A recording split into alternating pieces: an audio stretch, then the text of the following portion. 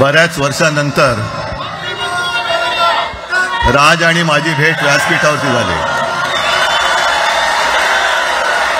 आता पंचायत अशी आहे की त्यांनी मला सन्माननीय उद्धव ठाकरे असं बोललेलं आहे.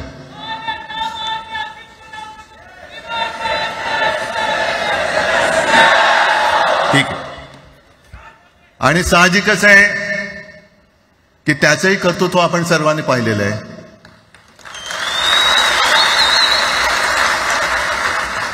म्हणून माझ्या भाषणाची सुरुवात करताना सन्माननीय राज ठाकरे आणि जमलेल्या माझ्या तमाम मराठी हिंदू बांधवांनो, भगिनींनो आणि मातांनो,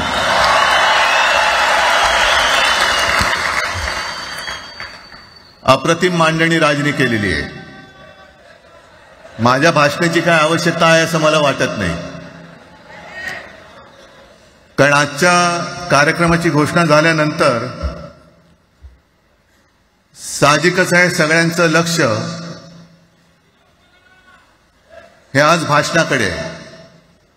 पण वैयक्तिक मला असं वाटतं की आज आमच्या भाषणांपेक्षा आमचं एकत्र दिसणं हे महत्वाचं आहे.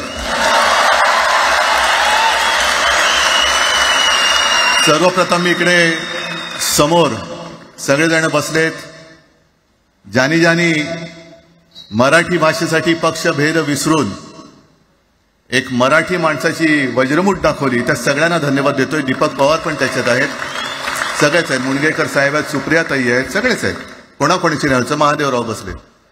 महादेवराव आपल्याला सुद्धा बऱ्याच वर्षांनी पाहिजे. त्या वेळेला काय जानकर बी अंजान होते असं होतं. पण एक गोष्ट नक्की की आमच्या दोघांमध्ये जो काही अंतरपाठ होता तो आनाजी पंतांनी दूर केला.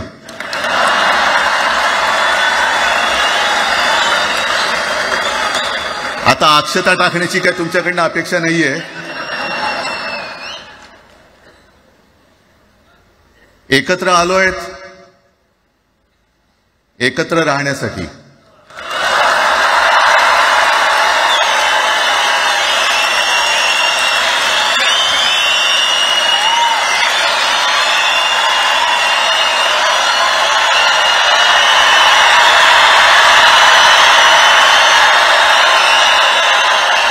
आणि मला कल्पना आहे, आज मला कल्पना आहे की अनेक बुवा महाराज हे बिझी आहेत. कोण लिंब कापतंय, कोण टाचण्या मारतंय, कोण गावी जाऊन अंगारे दुपारे करत असेल, रेडे कापत असतील. त्या सगळ्यांना सांगतो, या सगळ्या भोंदूपणा विरुद्ध माझ्या आजोबांनी लढा दिला होता आणि त्यांचे आम्ही वारसदार म्हणून तुमच्या समोर उभे ठाकलेलो आहोत.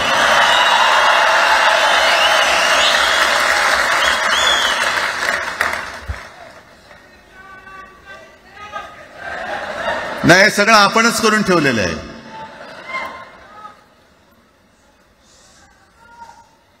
भाषेवरनं जेव्हा एखादा विषय निघतो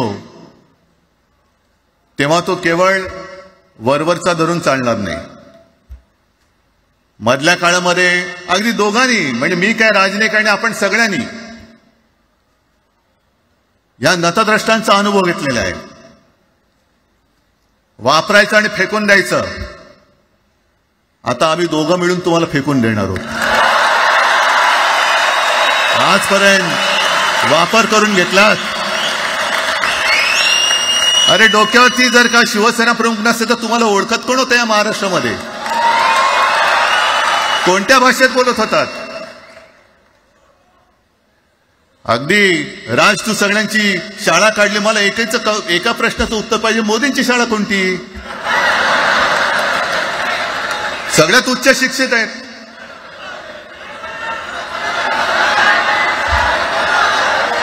पण हे जे काय यांची मध्यंतर मी बोललो ना, भाजप ही अफवांची फॅक्टरी आहे. मधल्या काळात त्यांनी सुरू केलं होतं, उद्धव ठाकरेंनी हिंदुत्व सोडलं. हिंदुत्व ही कोणत्याही भाषेची मक्तेदारी नाही.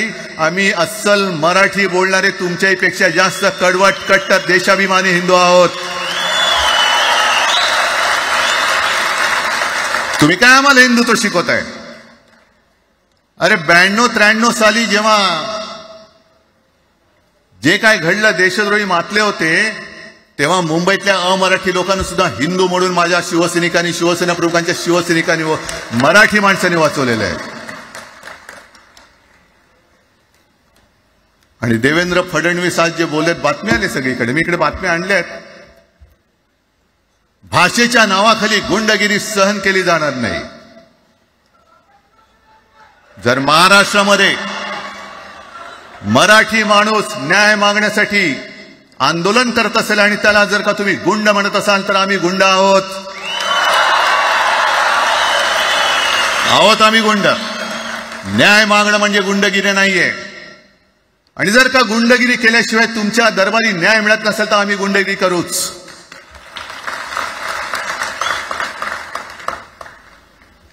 पण हे सगळे राजकीय वाडगे,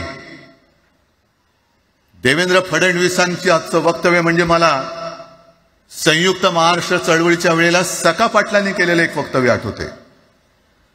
हे असेच तेव्हाचे, जो दिल्लीत बसतो त्याचे पाय चाटणारे इथले राज्यकर्ते असतात, ते त्यांना मी बाडगे म्हणतोय.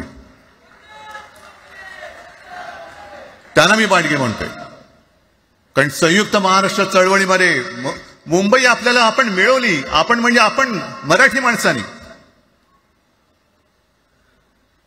तेव्हाही तत्कालीन जे सत्ताधारी होते, हो अगदी काँग्रेस होतीच ना तेव्हा सत्तेवर, मुंबई मराठी माणसाला द्यायला तयार नव्हती. आणि तेव्हा सुद्धा एक मराठी माणूस, म्हणजे आज जे बोलतात ना आम्ही मराठी नाहीत का, अरे तुम्ही नुसतं नावाने मराठी आहात, तुमच्या अंगात मराठी रक्त आहे की नाही आता तपासावं लागेल. आणि सखा पाटील बोलले होते, यावत चंद्र दिवाकरो, मुंबई महाराष्ट्राला मिळणार नाही. कशी नाही मिळत, झुकवलं, वाकवलं, गुडघ्यावरती आणलं मराठी माणसांनी. आणि मुंबई आपल्या हक्काची, तुम्ही आता जी घोषणा घेतली ना, दिली ना, ती मुंबई आपल्या हक्काची आपण लढून आपण मिळून घेतली.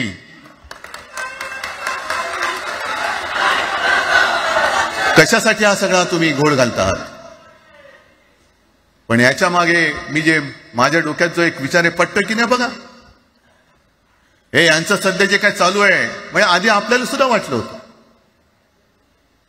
कारण तेव्हा काश्मीरमध्ये 370 कलम होतं, ते हटवण्यासाठी शिवसेनेने पाठिंबा दिला. आणि तेव्हा यांनी घोषणा दिली होती, एक निशाण, एक प्रधान, एक विधान. बरोबर आहे, देश एक असला पाहिजे, संविधान एक असलं पाहिजे, निशाण सुद्धा एकच, तो आपला तिरंगा असला पाहिजे. भाजपचं भांडी पुसायचं फडकं असतं कामा नये. ते फडकं म्हणजे आमचा राष्ट्रध्वज नाहीये. पण ते सगळं चाललंय एक एक एक एक. त्याच्यानंतर आता नवीन एक टुमणं काढलं, 1 नेशन 1 इलेक्शन. म्हणजे हळुवारपणाने हे सगळं काही एक एक एक करत, हिंदी, हिंदू, हिंदुस्तान, हिंदू आणि हिंदुस्तान मान्य आहे, पण हिंदीची सक्ती आम्हाला मान्य नाही. तुम्ही कितीही कमिट्या करा, हिंदीची सक्ती तुमचे 7 पिढ्या उतरल्या तरी आम्ही लावू देत नाही.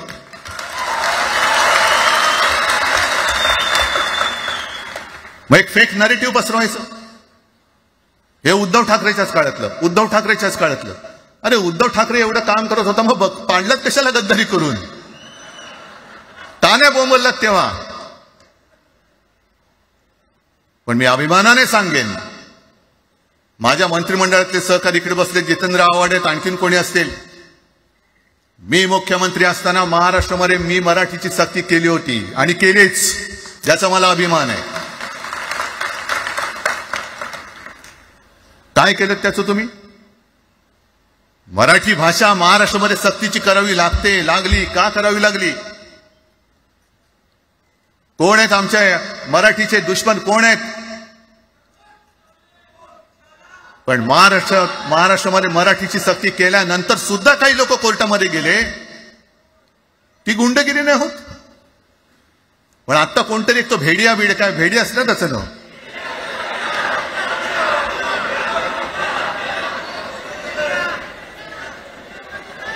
ही यांची सगळी पिलावळ आहे. तोडा फोडा आणि राज्य करा. आपण ज्या काही गोष्टी केल्या होत्या, हे म्हणतात म्हणे शिवसेनेने आजपर्यंत काय केलं. शिवसेना म्हणजे आता राज मी तुला माझ्या सोबतच घेतो, कारण आपण तेव्हा एकत्रच होतो, आता सुद्धा पुढे एकत्र चाललेलो आहोत. त्याच्यामुळे आपलं सगळं तेव्हाच म्हणतोय, आपला एवढ्या वर्षाचा कालखंड. मराठी माणूस म्हणे मुंबई बाहेर नेला. मराठी माणूस आम्ही मुंबई बाहेर नेला असं जर का तुम्हाला वाटत असेल तर 14 सालानंतर तुम्ही मुंबई आणि महाराष्ट्राचे जे काही लचके तोडलेत, मुंबईतून सगळे उद्योगधंदे, महाराष्ट्रातून उद्योगधंदे सगळे पळवले, आर्थिक केंद्र गेलं, हिरे व्यापार गेला, मोठमोठी ऑफिसेस गेली. आपल्याकडे येणारे उद्योगधंदे जे आपल्या काळात येत होते ते कुठे गेले? मग काय तेवढंच हिंदुस्थान किंवा तेवढंच सगळे हिंदू आहेत? तेवढेच हिंदू आहेत. आम्ही सगळं करत होतो, केलं होतं.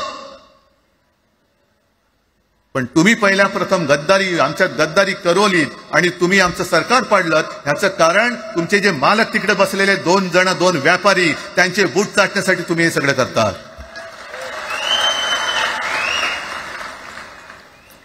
हे इतक्या वर्षाचं सगळं सहन करत करत करत आपण आलो. आपल्या डोळ्या देखत सगळे लचके तोडले जात आहेत.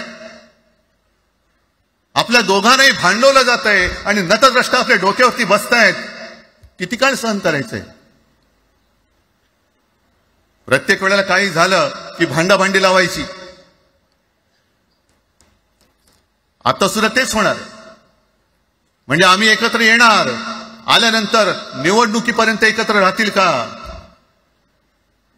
सत्ता प्राप्ती, काही जण म्हणतात की यांचा मराठीचा नाही, महापालिकेचा आहे. अरे नुसता महापालिकेचा नाही, तर आमच्या महाराष्ट्राचा आहे.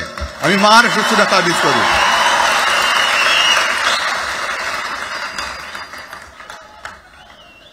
हाच तर निवडणुका नाहीयेत. आमची सत्ता, सत्तेवरती जे शिवसेना प्रमुखांनी सांगितलं, अरे सत्ता काय, सत्ता येते आणि सत्ता जाते. पण आपली ताकद ही आपल्या एकजुटीमध्ये असली पाहिजे. दर वेळेला संकट आलं की आपण सगळे मराठी एकवटतो आणि संकट गेलं की आपणच एकमेकांमध्ये भांडायला लागतो. आता नको, हा नतद्रष्टपणा आता करायचा नाहीये, अजिबात करायचं नाहीये.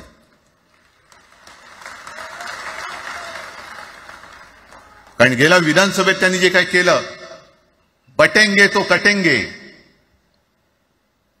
आपल्याला काय वाटलं होतं की हिंदू मुसलमानांमध्ये करतायत. हिंदू मुसलमान तर केलंच, पण त्यांनी खास करून केलं ते मराठेतरमध्ये केलं. म्हणजे यांची नीती आहे ती अशीच आहे जे गुजरातमध्ये त्यांनी केलं. गुजरातमध्ये गेल्या निवडणुकीत एक असा माहोल होता, मला वाटतं मोदी तेव्हा तर त्यांच्या नंतर असेल, माहित नाही मला, लक्षात नाही. वातावरण असं पेटलं होतं गुजरातमध्ये की बस आता पटेल यांना आपटेल. पण त्यांनी काय केलं बरोबर?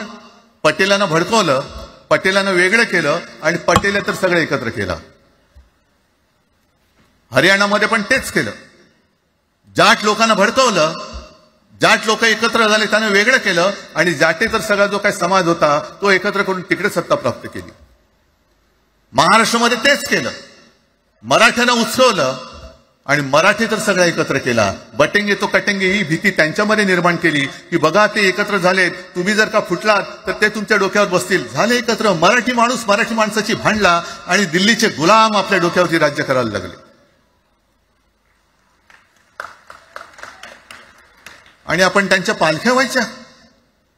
नुसते पालख्यांचे भय होणार की तुम्ही कधीतरी आपल्या माय मराठीला पालखीमध्ये सन्मानाने बसवणार आहात.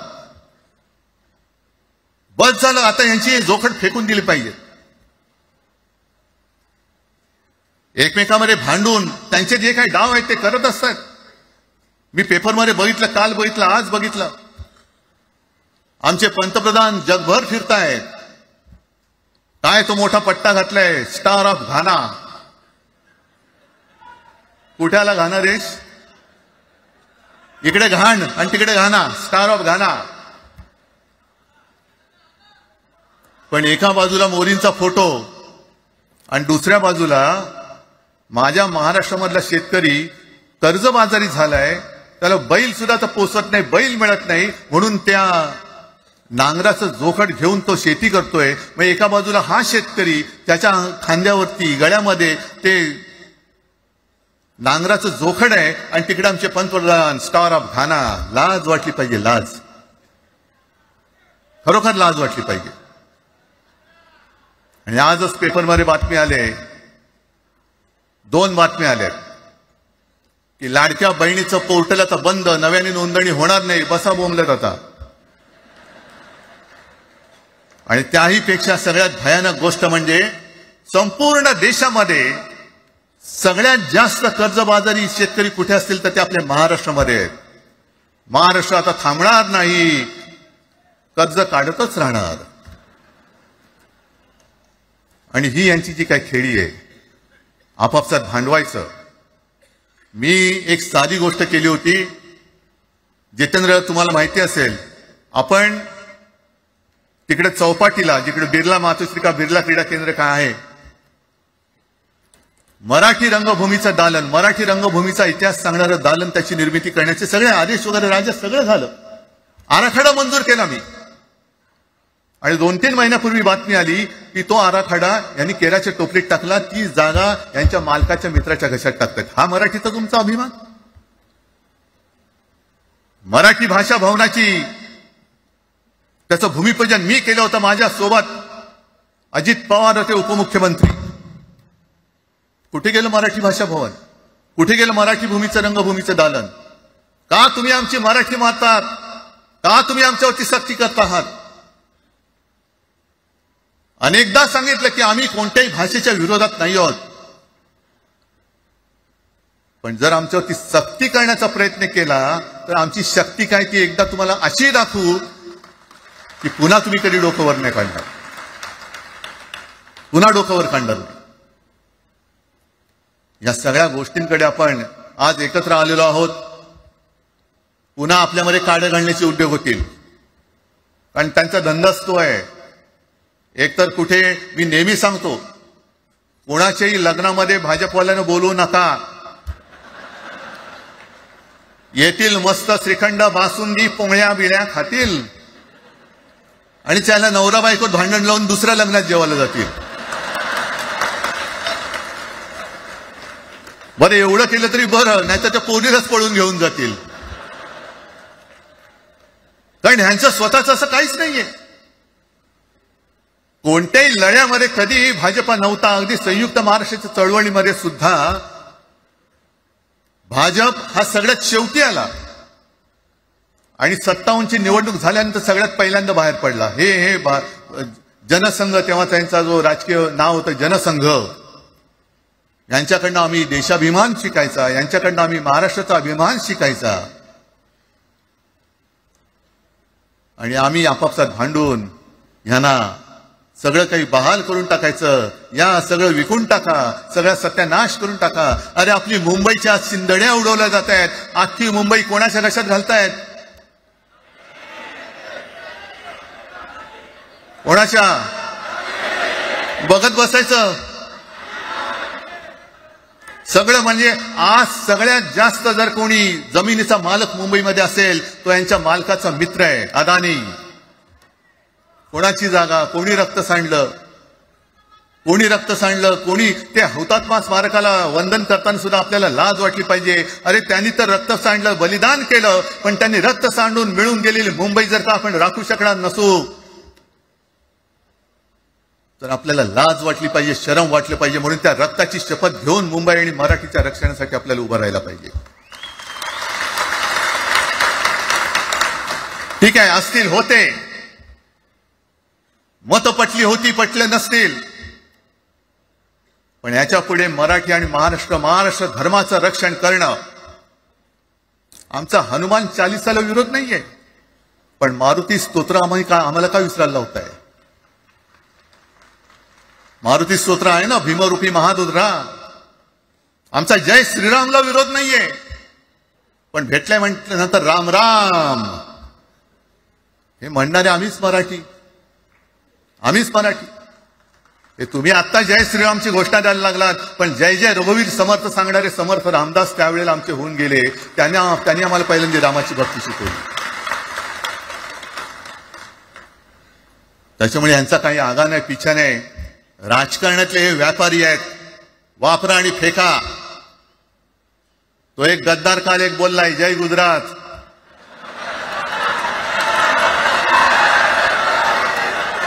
किती लाचारी करायची. मग तो पुष्प पिक्चर पाहिल्यात तुम्ही सगळ्यांनी, दाढीवरला हात फिरवून झुकेगा नाही साला. तसे हे गद्दार म्हणतात उठेगा नाही साला, कुछ भी बोलो उठेगाही नाही. अरे कसा उठणार, आहे का तुझ्याकडे उठण्यासारखं? म्हणजे विचार मी म्हणतोय.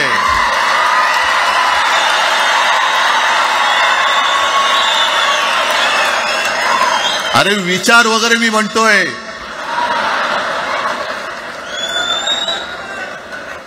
हिंदी भाषेच्या सक्तीला विरोध न करणारा बाळासाहेबांच्या विचाराचा पाईक असू शकेल? आपला मालक आला म्हणून त्याच्यासमोर जय गुजरात म्हणणारा आपल्या बाळासाहेबांच्या विचाराचा पाईक असू शकेल?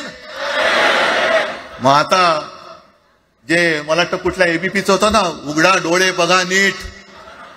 डोळे उघडलेत, कारण आता जर का डोळे उघडले नाही तर पुन्हा कधी उघडण्याची वेळ येणार नाही, कायमचे मिटून जातील. आत्ताच डोळे उघडा, आत्ताच जागे व्हा. आणि आत्ता आलेली जाग जर का जाणार असेल तर मग मात्र स्वतःला मराठी आईची मुलं म्हणू नका, अजिबात म्हणू नका. आणि शिवसेना प्रमुखांनी जे काही शिकवलं, एक तर कोणावर अन्याय करू नका, पण तुमच्या अंगावर जर का कोणी हात उगारला तो हात जागेवरती ठेवू नका.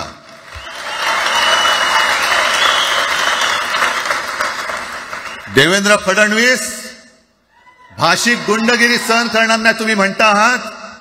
मला एक मराठी माणूस असा दाखवा की जो आपल्या देशात इतर राज्यामध्ये जाऊन गुंडगिरी करू शकतो, हिंमत आहे त्याची? एक मराठी माणूस दाखवा. पण तुमचे सगळे चेले सपाटे उठतायत, कोणावरही आरोप करतायत, तमाशे करतायत. अरे कोणताही मराठी माणूस किंवा कोणताही भाषिक इतर प्रांतीय भाषेत तिकडे गेला, राज्यात गेला आणि दादागिरी करण्याचा प्रयत्न केला तर उभा चिरून टाकतील तिथली लोक. बंगालमध्ये जाऊन बघा, तमिळनाडूमध्ये जाऊन बघा. मग आम्ही आमच्या घरामध्ये आमच्या न्याय हक्काची गोष्ट केली, बरं कोणाशी भांडतो आम्ही? इथे सुद्धा काही अमराठी आले असतील, जसं राजने सांगितलं तसे आपले सगळ्यांचे अमराठी अनेक मित्र आहेत. पण त्यांच्यामध्ये आम्ही गुण्या गोविंदाने नांदतोय. मग हे गुण्या गोविंदाने नांदले, एकत्र राहिले तर आपली पोळी कशी भाजली जाईल? म्हणून तुम्ही आमच्या एकजुटीमध्ये विषाचा खडा टाकतात. हे सगळे तुमचे डाव आता उघड झालेले. तुम्ही वाटेल ते करा, पण मी आज महाराष्ट्राला आवाहन करतोय, म्हणजे विनंती करतोय की यापुढे कोणत्याही पक्षाचे आपण असू, जसं संयुक्त महाराष्ट्र समितीच्या वेळेला मराठी माणसाची एकजूट झाली होती, तशी एकजूट जर का आपण सगळ्या पक्षांनी मिळून, अगदी भाजप मधल्या मराठी माणसांनी सुद्धा त्याच्यामध्ये आलं पाहिजे.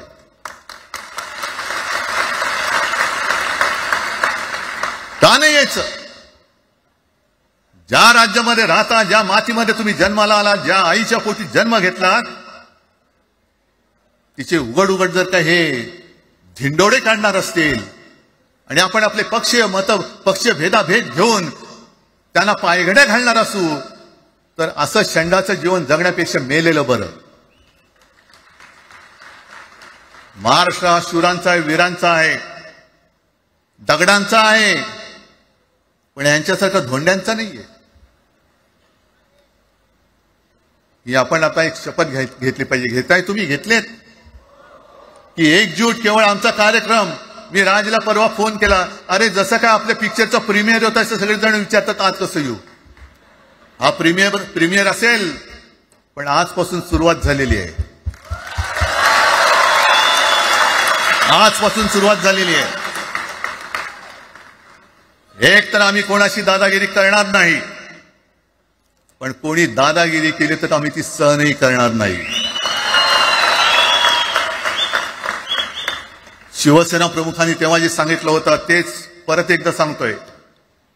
मराठा मराठेतर, ब्राह्मण ब्राह्मणेतर, 96 कोळी 92 कोळी, स्पृश्य अस्पृश्य, घाटी कोकणी हे सर्व मतभेद भेदाभेद गाडून मराठी माणसाची भक्कम एकजूट बांधा.